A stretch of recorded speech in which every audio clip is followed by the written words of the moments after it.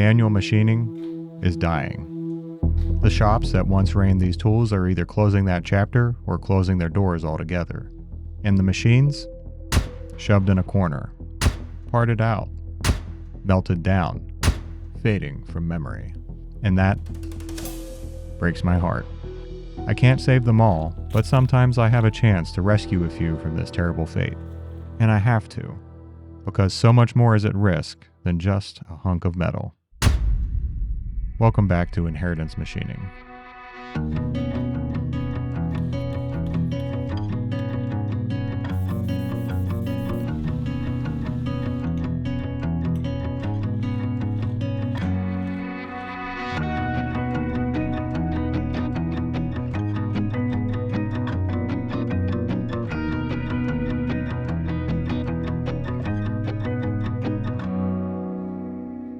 The first and most obvious reason these machines are disappearing is people don't know what they are.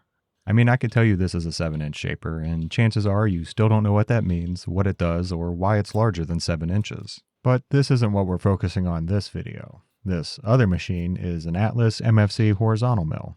And to add to the confusion, this cutter is also called a mill. It removes metal from whatever unfortunate part finds itself bolted to this table. The horizontal part of the name has nothing to do with the orientation of the table or any of its axes, but instead the orientation of the horizontal spindle. Because of this position, it does lack some capability, but it more than makes up for that with its rigidity. These both need some work before we can use them, but at least you now sort of know what they are. That leads me to the next reason these machines are slowly disappearing. They're too hard to move, too expensive to move, and too morally defeating to move. What most people don't realize until after the excitement of getting the machine tool of their dreams for basically scrap value is now you have to somehow move several tons of awkwardly shaped cast iron across the country. What you don't pay for with money, you will more than make up for with frustration, sweat, and more money. Because sometimes the universe calls, and sometimes the universe's name is Kimberly. Long story short, her machine shop that had been in business for 50 years was closing up and everything needed to go. So I put the post out and proceeded to bombard poor Kimberly with about 100 potential buyers, and of course I had to do my part as well. This is where I got lucky because as soon as I saw these two machines and how small they were, the only thing I could say was, take my money. $2,000 for the pair and the table was a good deal for me, considering I could basically move them by hand. I also managed to snag this horizontal bandsaw for $100, which let's just say I've needed for a long, long time. I also acquired this pocket-sized surface grinder, something I definitely didn't need, like, at all, but for $200, I'll find a corner for it to collect dust in. So now you know what they are, and you've figured out how to get them home. The next question is, where do they go? I liked how my shop was organized, and now I'm, like, unorganizing it. I can pick it up. Let's see. But they have to be in here or they're just going to rust to bits. Tell me where I should put them. They are cool. I don't know how they work. And they were on here, here, and here, but they're so close together you can't get around them, and I need to be able to film around them, so it's cool. So like maybe here and here. Will that fit through the door? If that'll fit through the door, I'm gonna not.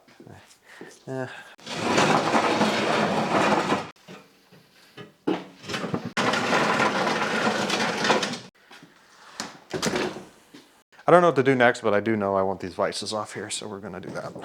They put this vise on here backwards. This is a fine thread bolt. Well, that would be because I'm pretty sure that shaper is supposed to be the same color as that, and it looks black, so. I'm wondering if we can put your oven on the end, and then the two machines and the bench grinder, so it's a very compact thing. That is the opposite of what I want.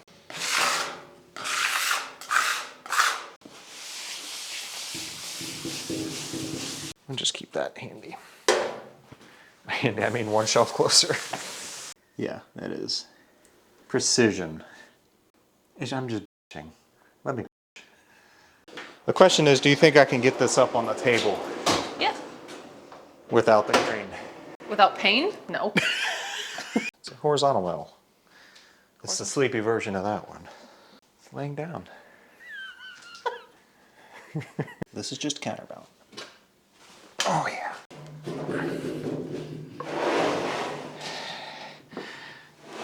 Okay. See, it's a lot bigger up on the table. You see my problem now.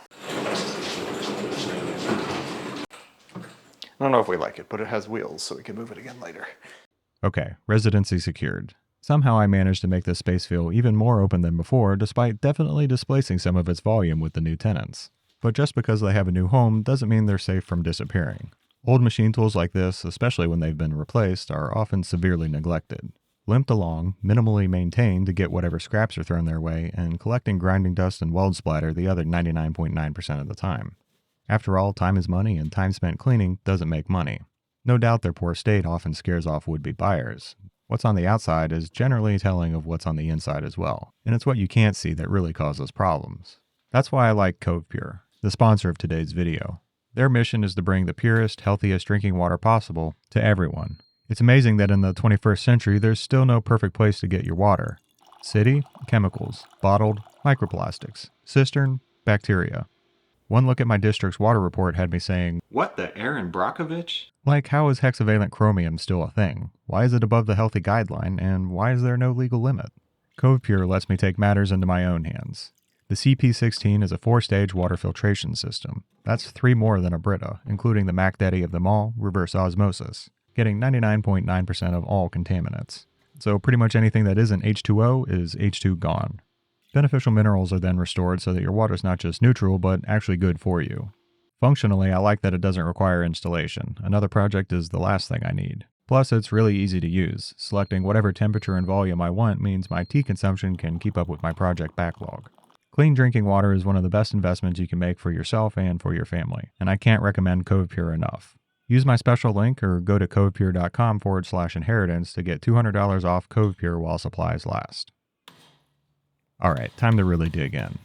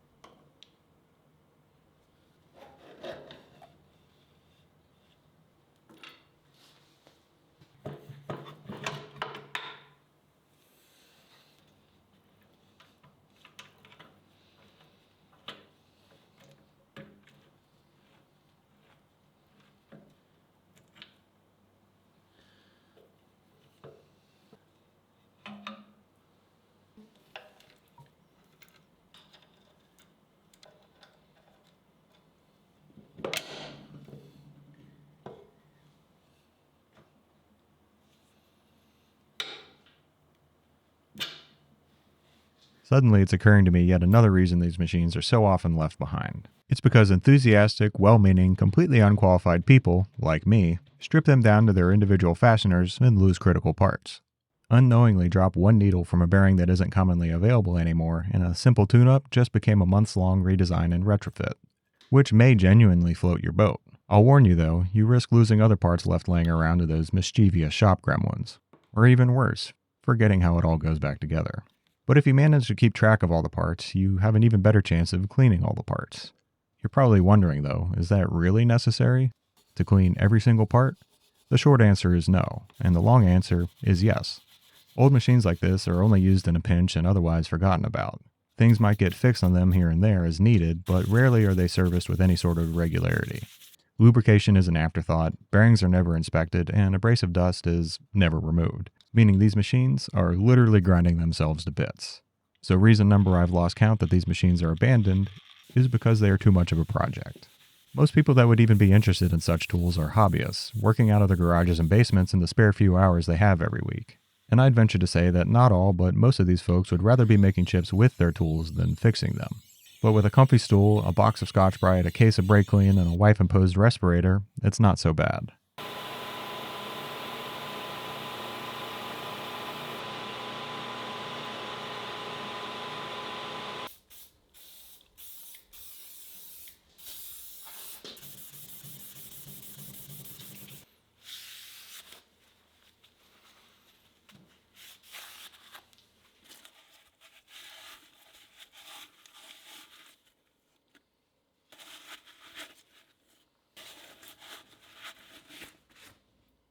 After inspecting, it seems I actually got lucky. None of the bushings seemed to be worn, or at least nothing I'm going to concern myself with. So somebody was either taking care of this or just not really using it at all.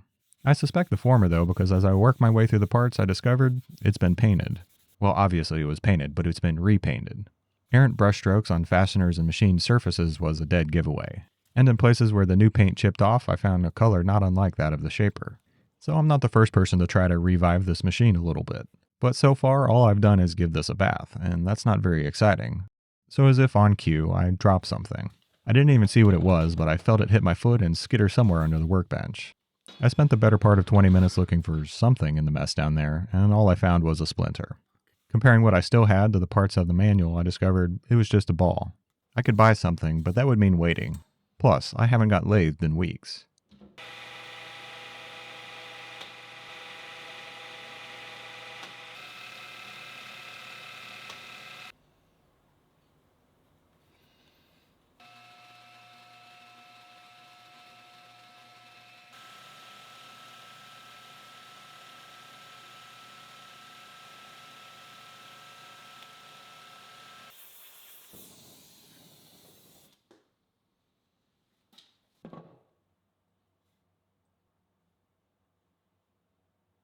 It's not exactly a ball, but it's ball-ish, and more importantly, seems to do the job. Detenting this pin thingamajig. On a roll of side projects, I also decided to pick off some low-hanging fruit, straightening out this mildly mangled change-o-matic plate.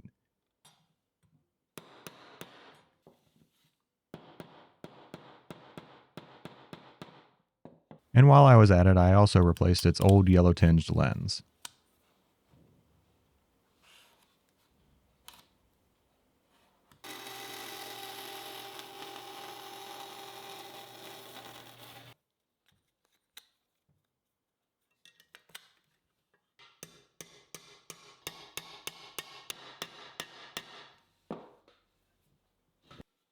Alright, I'm all out of stuff to clean, which is fortunate because I'm all out of patience to clean it. So there's only one direction to go from here.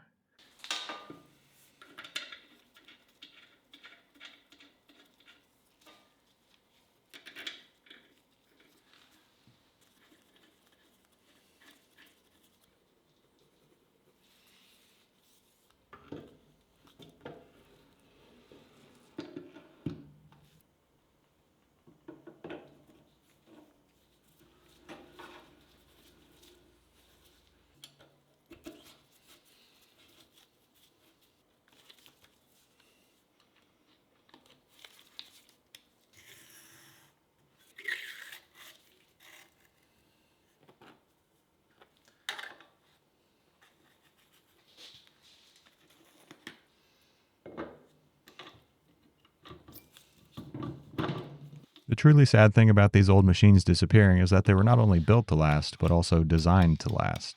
Things that wear out are either easily replaceable or adjustable altogether.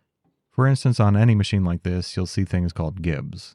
They're these little plates that slip in on each side of the axis ways, allowing you to adjust the amount of play in that direction. And less play means more precision. So without all that much care and attention, it's possible to maintain OEM quality indefinitely. But don't get me wrong, in no way am I saying the laws of entropy aren't alive and kicking. It may look like I'm making order out of the chaos on my workbench, but the cost is to my increasingly frazzled nerves as I try to reassemble this spindle. After first forgetting the belt, then discovering I would need a third hand in a space not large enough for two to somehow magically insert the needles we scrounged from the floor on disassembly, I gooped them in grease to help them stay put while I slid the larger gear and pulley in place backwards. So on the fourth attempt, when all the bearing needles fell out into the machine housing, the frustration gave me just enough of a pause to question what I was really working with. Why would the manufacturer make this so difficult to assemble? Why is this so complicated? It took a much closer look at the diagram to realize what was really going on. This is what it looks like assembled, and you can see that the pulley spins with the spindle. This is direct drive. But if you want to go slow, you have to engage the back gear, which binds things up if you don't pull out the detent pin we became familiar with before. And with that disengaged, the pulley spins freely, driving the spindle through the back gear speed reduction. All that is to say that the pulley needs to be in its own set of bushings, and guess what? That isn't a bushing. It looks like the original wore out, and the fix that was chosen was to machine out the spindle shaft to make room for an in-situ needle bearing, basically making the shaft itself an inner race, which doesn't seem like it was the best idea, but I don't really know how important this fit is to begin with. Believe me, there is the temptation to machine an entire new spindle and bushings, but I just know as soon as I do that, I'll fall into the might as wells. Plus, if I'm being honest, this is already taking way longer than I thought it would. The lesson here? Scope creep leaves these machines dismantled indefinitely, then life happens and they're abandoned. But not today, because with a little patience on the 5th attempt, it finally went together.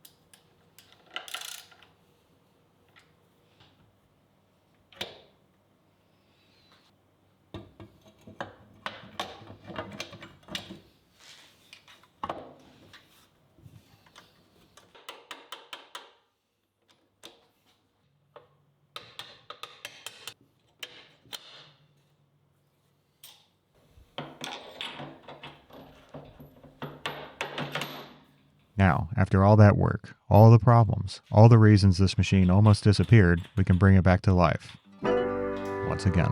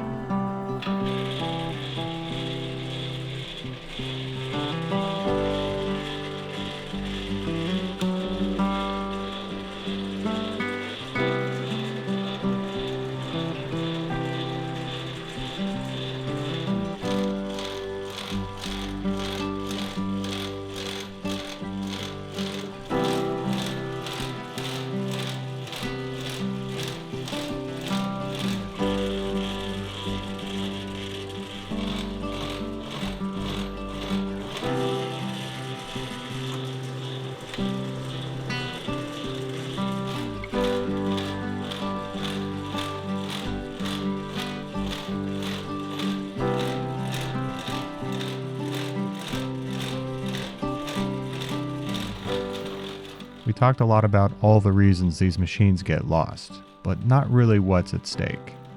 Obviously, the machines themselves, and yeah, I guess you could make a case for losing their history too.